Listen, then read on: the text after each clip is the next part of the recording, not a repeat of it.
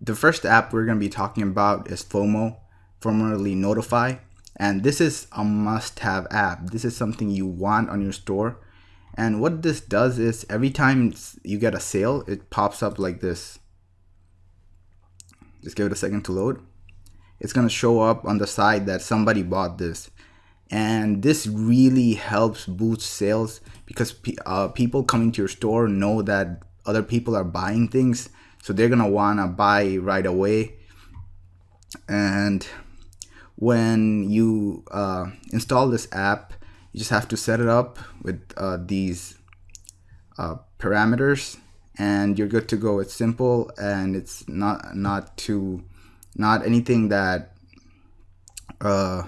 you shouldn't stress about, because it's really simple. You just have to set these up, and it's gonna show up either like this or this, whichever you choose.